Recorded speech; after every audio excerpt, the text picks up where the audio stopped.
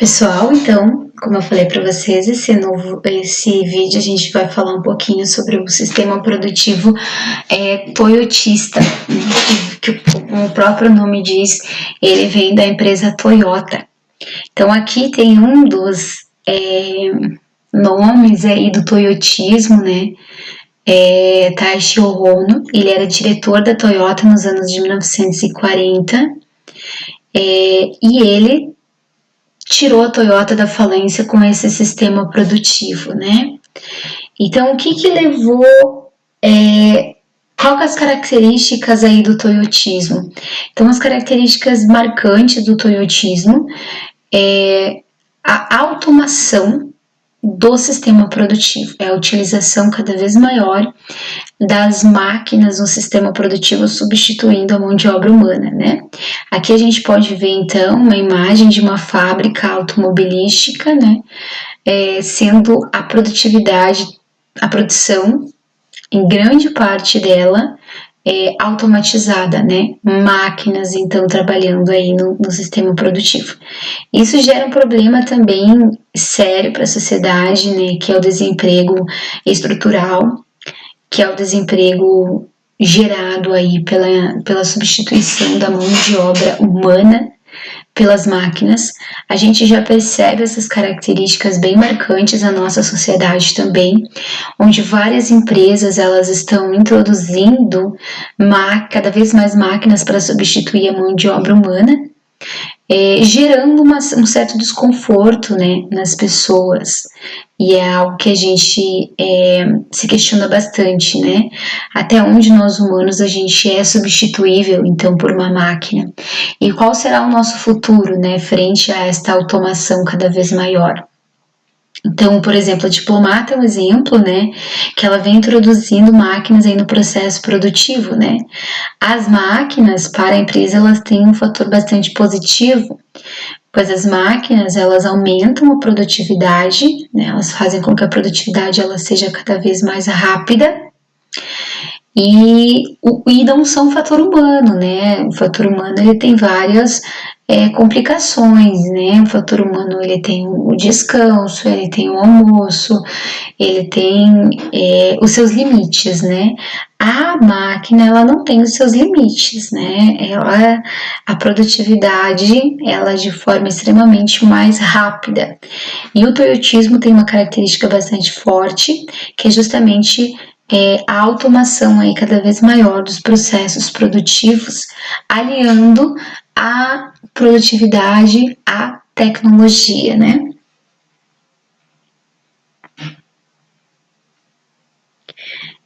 Outra característica do toyotismo, então, lembrando sempre assim, a Toyota, ela foi aos Estados Unidos para conhecer o sistema produtivo fordista.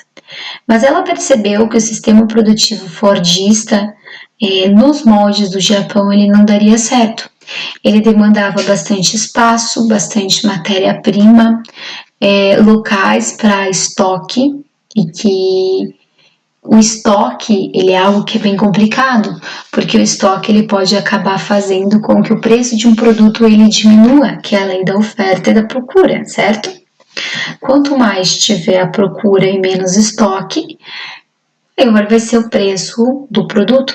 Então, a Toyota percebeu que nos modelos do Japão, esse modelo produtivo ele não se adequaria. E aí eles desenvolveram o seu próprio, que foi esse sistema produtivo que a gente denomina hoje de toyotista, né? Então a produção ela é flexível e adaptada ao mercado. Então a produção ela não é padronizada. A produção é adaptada aos diferentes tipos de mercado, por isso da variedade dos produtos a ser oferecidos. A Toyota não oferece apenas um Ford T modelo e cor preta. Ela oferece uma diversidade grande para diferentes tipos de mercados, buscando aí clientes que querem produtos diversificados. A produção baseada no modelo Just-in-Time. O que é o Just-in-Time? O Just-in-Time, ele elimina o estoque, a produção certa na hora certa. Ou seja, chega o produto, chega o pedido eles fazem o produto, eles não têm estoque. Assim, eles evitam também o desperdício e valorizam o seu produto. Os funcionários, eles não trabalham na esteira rolante, e sim em células de produção. O que seriam as células de produção? São pessoas que trabalham em conjunto. Não é mais apenas uma esteira onde você trabalha de forma individualizada fazendo o seu trabalho, mas sim há um conjunto de pessoas que vão executar o trabalho de forma conjunta, desde o trabalho intelectual até o trabalho manual, vão trabalhar conjuntamente para a execução de determinado produto, um auxiliando o outro. Por isso que o trabalho em equipe, nesse modelo de produção, ele é bastante importante. E a qualidade total, então, visa produtos de qualidade, né? Com qualidade boa. Aqui eu trouxe para diferenciar para vocês, então, o Fordismo do Toyotismo, né? O Fordismo, ela é verticalmente integrada, ou seja, ela busca as empresas gigantes, né? Produzir ali tudo o que ela precisa, né? Já o toyotismo, não. O toyotismo ele vai recorrer à terceirização, que a gente já vai falar um pouquinho nos próximos slides. Então, e eles não são como o Fordismo, que trabalha individualizado em tarefas repetitivas. Eles trabalham em células de produção com tanto o empregado, ele tem que saber tanto o trabalho manual quanto o trabalho intelectual. Ele tem que ser um trabalhador completo, ou seja, polivalente, que é o que eu trouxe aqui para vocês, né? Então, este trabalhador, ele tem que ser um trabalhador polivalente. Ele tem que exercer desde o trabalho manual até o trabalho intelectual. Ele tem que ser um trabalhador que sabe exercer diferentes tipos de tarefa, desde apertar um parafuso até programar uma máquina para apertar este parafuso. E entra dentro do conceito de empresa enxuta. A empresa enxuta é o quê? Reduzir o número de trabalhadores. Então, quanto mais funções, quanto mais funções o meu empregado sabe fazer, melhor para a empresa, porque ele vai reduzir o número de empregados. Então, a característica mais importante para este tipo de funcionário é que ele seja um trabalhador versátil, ou seja, que sabe fazer diferentes tipos de coisa, adaptado, criativo, com capacidade de decisão, responsabilidade e cooperação. Então, mudou aqui o perfil de trabalhador. Lá no Fordismo era o gorila adestrado, era o obediente, né? O disciplinado, que soubesse realizar as atividades manuais. Aqui já é um trabalhador polivalente, que sabe realizar vários tipos de atividades, né? Então, a característica do modelo toyotista é o trabalhador polivalente, né? Então, nas células de produção, o controle do trabalho não ocorre verticalmente, em que a gerência exige a produtividade, mas horizontalmente, em que cada operário fiscaliza o trabalho do outro para o cumprimento da tarefa, já que o trabalho ele é em equipe. Então, não há uma cobrança, não há superiores cobrando o processo de trabalho. Haja vista que, como você trabalha em equipe, todos devem realizar bem o seu processo de trabalho para que o todo ele seja um trabalho bem feito, né? Em relação às consequências do processo do toyotismo para o trabalhador, é a necessidade de sempre estar em constante atualização.